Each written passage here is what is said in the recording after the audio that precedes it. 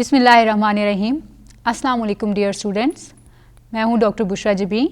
आज का programme general science के कोर्स कोड 6404 के topic heat, light and sound के दूसरे हिस्सा पर मुश्तमिल है।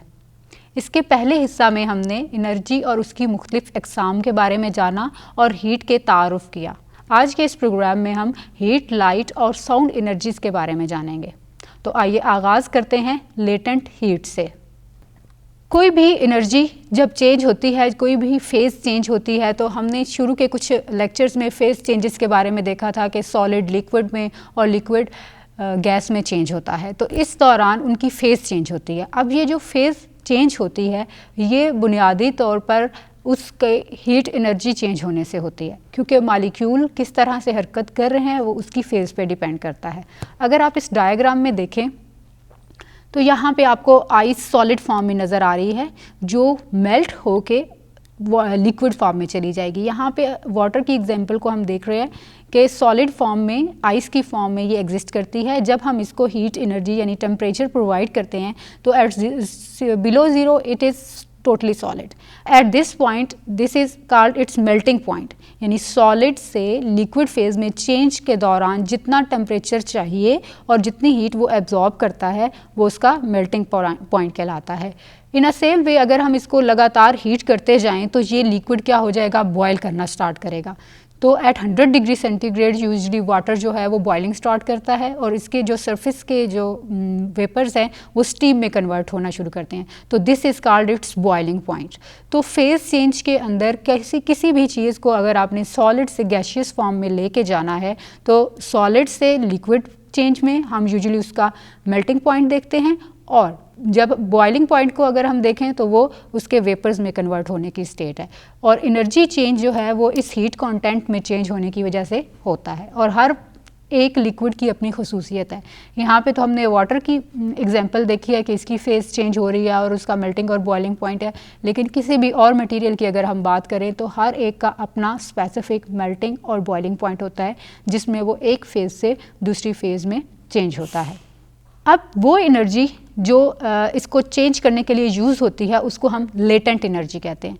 The latent energy is the hidden energy या heat energy of substance that depends upon the nature of phase, यानी वो किस किस्म की फेज़ के अंदर उसके अंदर मौजूद है। यूजुअली ये जो एनर्जी है ये इसकी सॉलिड और लिक्विड फेज़ पे डिपेंड करती है एंड आल्सो इसके मेल्टिंग और फ्रीजिंग पॉइंट पे भी डिपेंड करती है। मेल्टिंग वो पॉइंट है जिस पे वो मेल्ट होता है, लेकिन अगर किसी मेल्ट चीज़ को यानी लिक्विड को दोबारा से सॉलिड में कन्वर्ट करना है तो वो जिस पॉइंट पे सॉलिडिफाई होगी वो उसका फ्रीजिंग पॉइंट कहलाएगा। यूजुअली इसको हम generally Q is equal to ml के फार्मूला से को यूज़ करते हुए इस्तेमाल करते हैं। यहाँ पे Q जो है वो heat required to change phase है, यानी चाहे वो सॉलिड से लिक्विड में चेंज हो रही है या लिक्विड से सॉलिड में चेंज हो रही है। M is the mass of object and L is the latent heat of substances, कि उसकी जो लेटेंट सब्सटेंसेस हैं वो किस तरह से चेंज हो रहे हैं, यानी उसकी जो इंटरनल एनर्जी है, जो लेटेंट एनर्जी उसके अंदर मौजूद है वो किस तरह से इस्तेमाल हो रही है अप्लाइड फोर्स के बाद। तो इस तरह से इसकी दो टाइप्स हैं। सबसे पहले हम देखते हैं हीट ऑफ फ्यूजन। बेसिकली अगर हम solid changes its phase to liquid तो this is called heat of fusion. और अगर हम वाटर की एग्जांपल देखें तो it is 3.34 into 10⁵ joule per kilo kelvin. और अगर हम देखें आइस के हिसाब से तो एट 0 डिग्री सेंटीग्रेड इसकी एनर्जी बहुत कम होती है, and with the passage of time जब ये लिक्विड फेज़ में चला जाता है तो इसकी हीट ऑफ फ्यूजन चेंज हो जाती है। दूसरी टाइप ऑफ एनर्जी जो है वो इसको फार्मूला से डिनोट करते हैं QF। हीट ऑफ फ्यूजन को जिस फार्मूला से हम एवेल्यूएट करते हैं वो है QF is equal to M into LF। यहाँ पे QF क्या है, heat required to melt, M is the mass of object and LF is the latent heat of fusion, यानी जिस वक्त सॉलिड लिक्विड में चेंज हो रहा है उस टाइम उसकी क्या चेंजेस आएंगी। तो जब अगला स्टेप होता है वो एवेपोरेशन कहलाता है। जब हम फ्यूजन लिक्विड को वेपर्स में कन्वर्ट करते हैं तो dashed step is called evaporation. तो एवेपोरेशन अगर हम हीट ऑफ फ्यूजन को इंक्रीज़ करते जाएंगे और टेम्परेचर बहुत हाई हो जाएगा तो then it will end up into evaporation, यानी liquid will again into change into gases. तो इस हिसाब से हम इनकी एनर्जीज़ को चेंज करते हैं। दूसरी टाइप है लेटेंट हीट ऑफ वेपोराइजेशन। अब जब एवेपोरेशन होती है, ठीक है, जब लिक्विड वेपोराइज होता है, स्पेस पे जाता है, जिस टाइम एवेपोरेशन होती है तो उस time he latent heat of vaporisation की बात आ जाती है। When liquid changes into gaseous form is called its heat of vaporisation. Again इसकी वही डेफिनेशन है, और वाटर की जो हीट ऑफ वेपोराइजेशन है वो उसकी वैल्यू है 2.26 × 10⁻⁶। इसको डिटरमिन भी उसी तरह सेम फार्मूला के थ्रू किया जाता है, लेकिन यहाँ पे QV लिखा जाता है। Q मतलब latent heat of vaporisation and M is the mass and L is the latent heat of vaporisation. तो जनरल फार्मूला वही है, Q is equal to ML, यानी heat content is equal to mass into latent heat. But अगर हम vaporisation के लिए कर रहे होते हैं तो हम इसके साथ स्मॉल v लिख देते हैं। और इसके बाद जो इसका उलट स्टेप है, यानी जो वेपर्स हैं वो दोबारा से लिक्विड में भी कन्वर्ट होते हैं, तो that is called condensation. When vapours जो कि गैशियस फॉर्म है that is converted into again liquid form, तो that is called condensation. Gas converted into liquid. तो ये सारे प्रोसेस बैक वक्त फेजेस चेंजेस में चल रहे होते हैं। और जो एनर्जी यूज़ कर रहे होते हैं वो लेटेंट हीट एनर्जी कहलाती है, चाहे सॉलिड लिक्विड गैस में हो रहा हो या गैस दोबारा से लिक्विड में और लिक्विड दोबारा से सॉलिड में चेंज हो रहा हो। तो ये सारी इसकी डिफरेंट फेजेस हैं जो उसकी लेटेंट हीट पे डिपेंड करती हैं। अब देखते हैं ये हीट ट्रांसफ़र होती किस तरह से है, कि हीट ट्रांसफ़र एक मटेरियल से दूसरी तरह किस तरह से ट्रांसफ़र होती है। तो बेसिकली अगर आप, जैसा कि मैंने आगाज़ में बताया था कि कहीं आग जल रही हो तो बाकी सबके फेसेस ग्लो करने लग जाते हैं, या अगर आप कोई भी आयरन की जैसे यूज़ कर रहे हो अप्लायंसेस तो वो भी हॉट होने से रेड हो जाती हैं। इसके अलावा ये सब क्या है, बेसिकली ये हीट ट्रांसफ़र से हो रहा होता है। ये सब हीट कंटेंट जो कि एक लोअर एनर्जी पे होते थे उनके एनर्जी गेन करने से हायर एनर्जी में जाने की वजह से होते हैं। तो बेसिकली 3 मेथड्स हैं हीट ट्रांसफ़र के। एक मेथड है कंडक्शन, दूसरा मेथड कहलाता है कन्वक्शन, और तीसरा मेथड कहलाता है रेडिएशन। ये 3 वो तरीके हैं जिनके ज़रिए हम हीट को ट्रांसफ़र करते हैं। तो आइए अब 1 बाय 1 देखते हैं कि इन तीनों मेथड्स में किस तरह से हीट ट्रांसफ़र होती है। तो सबसे पहले हम देखते हैं कंडक्शन का मेथड।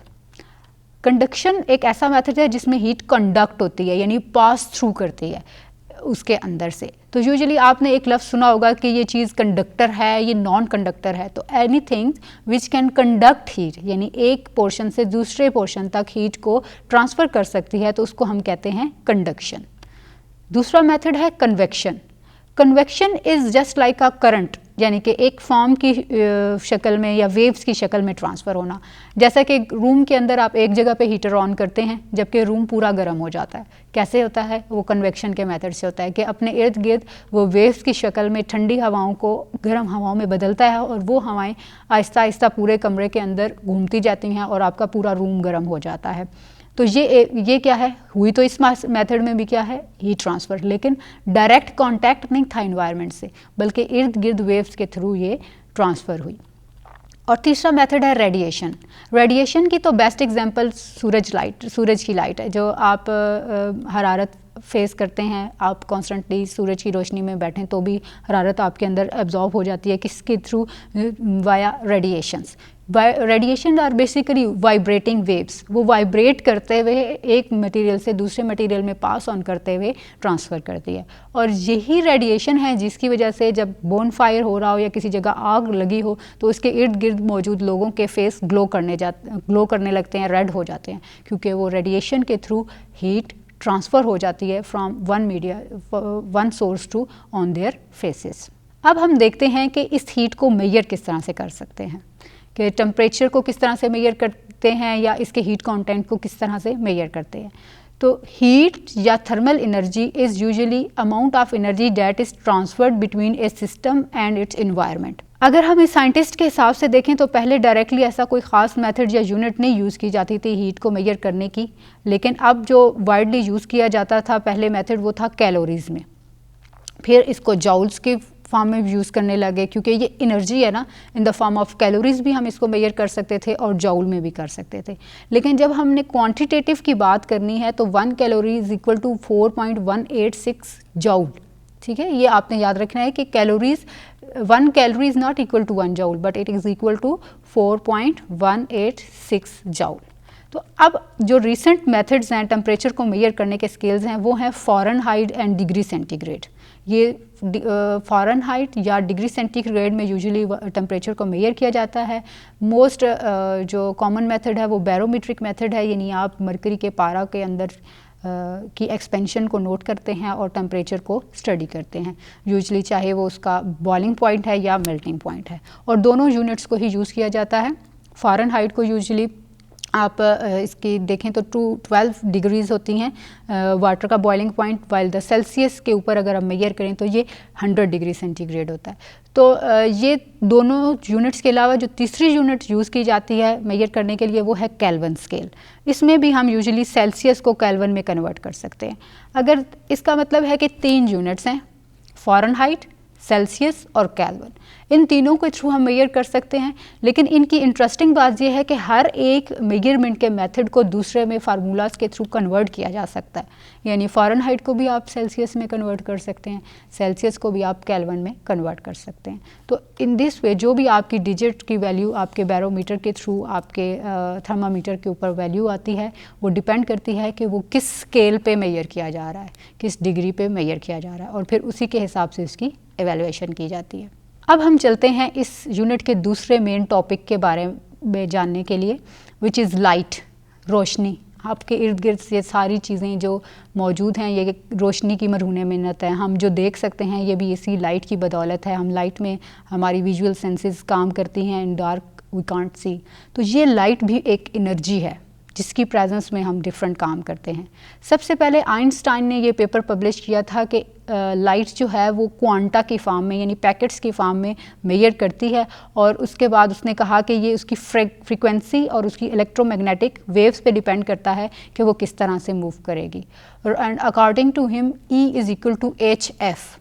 यहाँ पे E क्या है? Energy, that is light energy, और H is called Planck's constant and F is the frequency जिसके थ्रू वो कॉन्स्टेंटली मूव कर रहा होता है। So total energy depends upon the number of photons and their energy, और this Planck's constant have a specific value which is 6.63 into 10⁻34 joule. लेकिन इसके बाद जो है वो न्यूटन का लॉ आ गया और उन्होंने इंट्रोड्यूस कराया law of reflection and refraction, यानी लाइट जो है वो रिफ्रैक्ट भी कर सकती है और रिफ्लेक्ट भी कर सकते हैं। तो आइए जानते हैं कि ये रिफ्रैक्शन और रिफ्लेक्शन क्या चीज़ें हैं और इनका हमारी डेली लाइफ के ऊपर क्या इफ़ेक्ट है। तो सबसे पहले हम नेचर ऑफ लाइट में रिफ्लेक्शन को देखते हैं। अगर आप इस डायग्राम को देखें तो ये एक इंसिडेंट रे है। जब ये किसी भी सरफेस के साथ स्ट्राइक करती है तो ये बाउंस बैक होती है, बिल्कुल उसी तरह जैसे आप किसी बॉल को फेंकते हैं दीवार के साथ तो वो बाउंस बैक होती है। जब आप दीवार एक ख़ास एनर्जी से दीवार के साथ फेंकते हैं तो वो बाउंस बैक तो होती है, लेकिन उसकी डायरेक्शन डिफरेंट होती है। एक तो ऑपोजिट होती है और दूसरा वो कभी दाएं निकल जाती है या कभी बाएं निकल जाती है। इसी तरह बिल्कुल जो लाइट वेव्स हैं वो भी जब किसी सरफेस से टकराती हैं तो डिपेंडिंग अपॉन सरफेस कि वो सरफेस कैसी है वो बाउंस बैक होती हैं। तो जो लाइट एक्चुअली टकराती है वो इंसिडेंट रे कहलाती है, जबकि जो बाउंस बैक लाइट हो रही होती है वो रिफ्लेक्टेड रे कहलाती है। तो अगर हम किसी भी मीडिया के थ्रू देखें तो ये दोनों साइमल्टेनियसली इंसिडेंट्स रे एक्ट कर रही होती हैं और उसी टाइम वो रिफ्लेक्ट भी हो जाती हैं। तो दिस इज़ कॉल्ड रिफ्लेक्शन यानी अपने पॉइंट से रिफ्लेक्ट हो जाना। तो reflection of light from smooth surface is called specular reflection, specular surface क्योंकि ये एक स्मूथ सरफेस से हो रही होती है। और दूसरी टाइप ऑफ रिफ्लेक्शन जो है वो है डिफ्यूज़ रिफ्लेक्शन। बेसिकली अगर जो रेज़ हैं वो एट डिफरेंट सरफेसेस पे पड़ रही हो और सरफेस जो है वो अनइवन हो, स्मूथ ना हो, तो इसलिए उसको हम कहते हैं डिफ्यूज़ रिफ्लेक्शन। तो दो तरह की रिफ्लेक्शंस हैं, specular reflection and diffuse reflection. लेकिन दोनों के केसेस में होगा ये कि इंसिडेंट लाइट जो है यानी जो लाइट अटैक करेगी वो सरफेस से स्ट्राइक करेगी और स्ट्राइक करने के बाद हम उसको वो रिफ्लेक्ट बैक करेगी, चाहे वो और डिपेंड करेगा कि उसकी रिफ्लेक्शन कैसी है ऑन द सरफेस इवन है या अनइवन है या फिर वो किस मटेरियल से मिलके बनी है। अब देखते हैं इसकी दूसरी type which is refraction. Refraction is something different. Refraction में basically light pass through media करती है, यानी उसी मीडिया के अंदर से पास करती है। कभी आपने देखा है ग्लास का, पानी का ग्लास अगर पड़ा हो, उसके अंदर कोई चीज़ होल्ड ऑन कर रही हो तो वो सीधी नहीं नज़र आती। जैसे पेंसिल अगर वाटर ग्लास में पड़ी हो तो ऐसा लगता है उसके अंदर जाके वो थोड़ी सी बेंड सी लग रही होती है, आल दो कि वो होती तो स्ट्रेट है। तो डैट इज़ कॉल्ड रिफ्रैक्शन। क्या होता है, उसका विजन या उसका एंगल जो है वो मीडिया की वजह से, यानी जिस वाटर जो एक मीडिया है उसके अंदर मौजूद होने की वजह से वो डिफरेंटली रिफ्रैक्ट कर रहा होता है। जैसा कि आप इस फिगर में देख रहे हैं, ये है इंसिडेंट लाइट। अब ये लाइट जब मीडिया के अंदर जाती है तो अपना एंगल बदल लेती है। क्यों बदल लेती है? क्योंकि ये इसके ऊपर इस मीडिया का इफ़ेक्ट आ जाता है। ठीक है, तो जैसा कि आप ये पेंसिल देख रहे हैं, ये मीडिया के अंदर जाके ऐसा लगता है कि जैसे ये टेढ़ी पड़ी है, हालांकि ये पेंसिल बिल्कुल सीधी होती है, लेकिन व्यू करने के एंगल से ये रिफ्रैक्शन शो करती है। तो मीडिया जो चेंजेस लाता है वो कहलाती हैं रिफ्रैक्शन, और ये डिपेंड करता है अपॉन मीडियम एंड स्पीड, यानी सी यानी कौन सी उसकी मीडिया है, क्या उसकी कंसंट्रेशन है, डिवाइडेड बाय वी यानी वैक्यूम में उसकी क्या होगी। वैक्यूम का मतलब ये है कि जब कोई भी मीडिया नहीं है, वो बिल्कुल क्लियर है, वैक्यूम है, उसके अंदर कोई मीडिया नहीं है, तो वो आपको हमें स्ट्रेट नज़र आती है। और अगर हम किसी मीडिया के अंदर देख रहे हों या किसी मटेरियल के अंदर देख रहे हों तो उसकी लाइट चेंज हो जाती है। तो this is between two media, that is called refraction. और light travels from one medium to another medium and its frequency does not change, यानी फ्रीक्वेंसी क्या होता है, उसका फ्लो या उसका वेवलेंथ जो है वो चेंज नहीं होता। नेक्स्ट टॉपिक है मिरर एंड इमेजेस। अगर आप अपने डेली लाइफ में देखें तो मिरर हमारी डेली लाइफ का हिस्सा बन चुके हैं। हम डेली अपने फेस को उसमें देखते हैं और उसके हिसाब से एनालाइज करते हैं। हिस्ट्री के हिसाब से देखा जाए तो ये सबसे पहले ह्यूमन फेस को रिफ्लेक्ट करने का अगर देखा जाए तो लोग पानी के अंदर अपने इमेजेस को देखते थे। फिर 4000 ईयर्स अगो इजिप्शियंस और पॉलिश ने ये मेटल सर्फेसिस को इतना शाइनी किया कि उसके अंदर हम अपने फेस को देख सकें। और उसके बाद फ्रेंच साइंटिस्ट हैं जिन्होंने ये मॉडर्न मिरर जिसको हम डेली यूज़ कर रहे हैं उसको देखते हैं। इसमें हम यूजुअली जब देखते हैं तो फ्लैट सरफेस जो होती है मिरर की, उसके ऊपर रेस जो हैं वो रिफ्लेक्ट बैक होती हैं। बेसिकली वो चीज़ हमें उतने ही फासले पे नज़र आती है जो कि ऑलरेडी शीशे के अंदर हमारे से फासले पे मौजूद होती है। तो ये बेसिकली इमेज क्रिएट होता है, उस चीज़ का एक इमेज क्रिएट होता है जो हमें नज़र आता है, जो बज़ाहिर यूँ लगता है कि ये हमसे इतने फासले पे मौजूद है। अब डिफरेंट टाइप्स हैं ये मिरर्स की। सबसे पहले हम देखते हैं कनकेव मिरर। कनकेव मिरर वो होता है जिसमें ये जो सेंट्रल पार्ट है ये डिप्रेस्ड होता है, इन साइड जो है वो थोड़ी डिप्रेस्ड होती है, बिल्कुल इस तरह जैसे कभी आप किसी शाइनी स्पून के अंदर अपने फेस को देखें तो ऐसे कर्व शेप बनी होती है। तो स्पून के अंदर जिस तरह अगर कोई मेटल की स्पून आपके पास हो तो उसके अंदर अगर आप देखें तो वो जो कर्व होता है बिल्कुल उसी तरह ये कनकेव मिरर होता है। जैसा कि आप इस फिगर में भी देख सकते हैं, सेंटर ऑफ कर्वेचर जो है वो थोड़ा डिप्रेशन पे होता है और प्रिंसिपल एक्सिस इसमें से पास ऑन कर रहा होता है। तो यूजुअली कनकेव मिरर जो हैं ये इनर कर्व्ड सरफेस से रिफ्लेक्ट करते हैं, स्फेरिकल शेप के अंदर होते हैं और इनकी ये जो इनर सरफेस है यहाँ से हॉलो होती है, यानी बिल्कुल खाली होती है। और इस स्फीयर का जो रेडियस है वो यूजुअली आर से डिनोट किया जाता है और किसी भी पॉइंट के ऊपर आप इसके अंदर लाइन अगर एक्सिस से खींचेंगे तो ये इसका प्रिंसिपल एक्सिस कहलाएगा, यानी सेंट्रल पॉइंट से सेंटर ऑफ कर्वेचर। ठीक है, इसको सेंटर ऑफ कर्वेचर इसलिए कहते हैं कि ये कर्व का जो सेंटर है वो कनकेव मिरर के अंदर, तो ये सेंटर ऑफ कर्वेचर हमेशा इसके सेंटर से जब गुजरता है तो इस एक्सिस को हम कहते हैं कि इसका प्रिंसिपल एक्सिस है और लाइट हमेशा इसके ऊपर परपेंडिकुलर फॉल करती है, यानी लाइट कम्स फ्रॉम साइड, यानी राइट साइड से या लेफ़्ट साइड से इसके ऊपर फॉल करती है और फिर रिफ्लेक्ट बैक होती है उसी तरह से उसका एंगल चेंज करते हुए। यूजुअली इसकी बैक साइड हार्डर सरफेस होती है और इनर जो सरफेस होती है कनकेव मिरर की वो शाइनी सरफेस होती है जिसके ऊपर लाइट टकरा के बैक बाउंस होती है। दूसरी टाइप है convex mirror. Convex mirror is totally opposite of concave mirror. इसमें अगर आप देखें तो ये उल्टी साइड में स्फेरिकली रिफ्लेक्ट करता है, ठीक है। और इसमें प्रिंसिपल एक्सिस होता तो उसी एंगल से है, लेकिन यहाँ पे रिफ्रैक्शन और रिफ्लेक्टिंग डिफरेंट एंगल से हो रही होती है। रेज जो है वो रिफ्रैक्ट करती हैं from convex mirror always diverge, यानी उनकी डाइवर्जन हो जाती है, यानी एक साइड से वो दूसरी साइड में चेंज हो जाती हैं। और यूजुअली कन्वेक्स मिरर जो है वो does not form real image, इनके ज़रिए रियल इमेजेस नहीं बनते।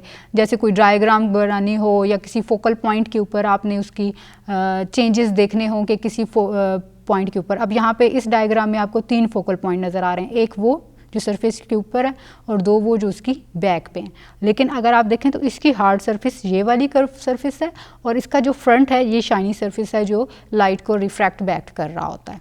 तो इस तरह दोनों टाइप्स के कन्वेक्स और कनकेव टाइप मिरर्स हमारी डेली लाइफ में एग्जिस्ट करते हैं। वो जो आप सर्च के थ्रू देख रहे होते हैं, आईना में देख रहे होते हैं, वो सब इसी का हिस्सा हैं। अब दूसरी एक और टाइप है जो कि लाइट की रिफ्रैक्शन के लिए ही यूज़ की जाती है, वो है लेंजेज़। डिफरेंट टाइप के लेंजेज़ यूज़ किए जाते हैं। कुछ विजुअल लेंजेज़ हैं, जैसे आप आई कॉन्टैक्ट लेंजेज़ हैं। कुछ ऐसे लेंस हैं जिनके अक्रॉस हम चीज़ों को बड़ा या छोटा करके देख सकते हैं। अगर आप इसके अंदर, इस डायग्राम के अंदर देखें तो यूजुअली ये एक कोई भी इमेज पड़ा है, वो इसके अंदर अक्रॉस आपको उसके उलट नज़र आएगा, यानी जो इसका अपवर्ड है लेंस के थ्रू जब ये लाइट अक्रॉस होगी तो ये उसके उलट नज़र आएगा। यूजुअली सबसे पहले अगर हम इसकी हिस्ट्री के हिसाब से देखें तो गैलीलियो ने डिस्कवर किया था और इसने कन्वेक्स लेंस के बारे में बताया था। कन्वेक्स लेंस वो लेंसेज थे जिनके थ्रू वो चीज़ों को डिफरेंट एंगल से या दूर से भी मौजूद चीज़ों को देख सकते थे। और दूसरी कन्वेक्स लेंस की जो है वो पोजीशन पे डिपेंड करता है कि इसकी ड्राई लीव्स किस तरह के हैं, यानी इसकी ड्राई सर्फेसिस किस तरह की हैं और उसमें से रेस किस तरह से पास ऑन करेंगी और अपोजिट करेंगी, अपोजिट डायरेक्शन में जाएंगी। तो लेंसेज से बनने वाले इमेजेस यूजुअली अपोजिट डायरेक्शन में होते हैं। दूसरी टाइप है कनकेव लेंसेज। कनकेव लेंसेज की सरफेस जो है वो उसी तरह जैसे अभी मैंने आपको कनकेव की सरफेस बताई है उस तरह से ही होती है, लेकिन कनकेव लेंसेज के अंदर यूजुअली आप जो एक्चुअल शेप है वो या एक्चुअल इमेज है वो उससे छोटा या उससे बड़ा नज़र आता है, डिपेंडिंग अपॉन कि आप किस तरह की इमेज को ऑब्जर्व कर रहे हैं। फॉर एग्जांपल इस पिक्चर के अंदर आप देख सकते हैं कि object is a larger one, लेकिन इसका इमेज क्या है, स्मॉलर वन बन रहा है, क्योंकि उसके अंदर क्या है, एक कर्व क्रिएट हुआ है। This is because of concave lens. और यूजुअली ये पैरेलल प्रिंसिपल्स के हिसाब से चलती हैं, यानी रेज पैरेलल इससे टकराती हैं और फिर वो कन्वर्ट होके बाउंस बैक जिस एंगल पे होती हैं उस एंगल पे इमेज को क्रिएट करती हैं। तो यूजुअली हम इसको वर्चुअल इमेज भी कहते हैं, कि जिसे कहते हैं कि वो एक फॉल्स इमेज या इमेजिनरी इमेज जो क्रिएट होता है वो कनकेव लेंसेज से क्रिएट होता है। अब जाते हैं इस यूनिट के तीसरे हिस्से के बारे में, डैट इज़ साउंड। हमें हर वक्त मुख्तलिफ़ किस्म की आवाज़ें सुनने को मिलती हैं। कुछ आवाज़ें हमें भली लगती हैं, कुछ हमें नहीं लगती, कुछ हमें शोर लगता है। साउंड्स हैं डिफरेंट टाइप्स की। तो साउंड भी एक एनर्जी है, ये वही एनर्जी है जो हमारे मुख्तलिफ़ अंदाज में बोलने से ट्रांसफ़र होती है। तो साउंड एनर्जी जो है वो ह्यूमन के लिए मोस्ट इम्पॉर्टेंट है। इसके थ्रू हम फेमिलराइज होते हैं अपने इर्द गिर्द माहौल से, और फिर यही वॉल्यूम, टोन और अंदाज़ वही जो मुहावरतन कहा जाता है कि बात अल्फाज की नहीं लहजे की होती है, तो वो लहजा किससे आता है, साउंड से आता है। तो वो साउंड्स जो हैं और वो जो वॉल्यूम है वो ह्यूमन बीइंग्स के ऊपर या इर्द गिर्द उसके मौजूद जितनी भी चीज़ें हैं वो उनको बहुत मुतासिर करती हैं। तो इस एनर्जी को अगर हम देखें तो यहाँ पे कोई भी साउंड जब क्रिएट होती है तो वो डिफरेंट वेव्स की फॉर्म में हमारे ईयर्स तक पहुँचती है। तो दिस इज़ कॉल्ड ट्रांसफरेज, यानी transfer of waves of like sound on years. ठीक है, तो कानों तक वो वेव्स की शक्ल में पहुंचती हैं और ये इनका डिफरेंट टाइप के पैटर्न्स हैं, यानी ये वो और यही पैटर्न्स हमें डिसाइड करने में मदद करते हैं कि किसकी टोन क्या है या उसका वॉल्यूम क्या है या उसके अंदर क्या चेंजेस पॉसिबल हैं। तो अब हम साउंड के बारे में देखते हैं कि इसकी स्पेसिफिक करैक्टरिस्टिक्स क्या हैं। साउंड की सबसे अहम करैक्टरिस्टिक ये है कि ये फुली प्लेइंग साउंड होती है, जिसमें डिफरेंट टाइप्स ऑफ साउंड है। फॉर एग्जांपल म्यूज़िक है, या हम किसी को अगर आइडेंटिफाई करना चाहते हैं कि वो साउंड कैसा होगा तो उसकी बुनियादी 3 बातों का हमें पता होना ज़रूरी है। एक तो लाउडनेस, यानी हमें कितना ऊंचा बोलना है, दूसरा उसकी पिच यानी उसकी टोन क्या है, और तीसरा है उसकी quality. Loudness, pitch and quality, ये तीनों वो करेक्टरिस्टिक हैं जो साउंड्स के ऊपर इफ़ेक्ट करती हैं और इनके चेंज होने से इफ़ेक्ट पड़ता है। तो आइए सबसे पहले हम देखते हैं कि लाउडनेस क्या है। Basically loudness of a sound is the wave which are creating by sound. For example कहीं ड्रम को बीट कर रहे हैं, बहुत ज़ोर ज़ोर से बीट कर रहे हैं, तो उसकी आवाज़ हमारे कानों तक डिफरेंटली पहुंचती है। दैट इज़ समथिंग लाउड, यानी आवाज़ जो है हमारे नॉर्मल हियरिंग लेवल से थोड़ा हायर है।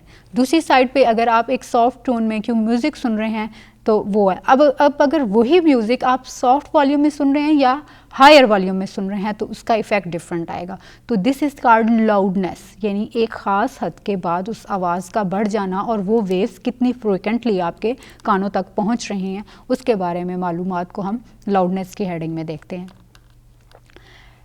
It is also a form of energy.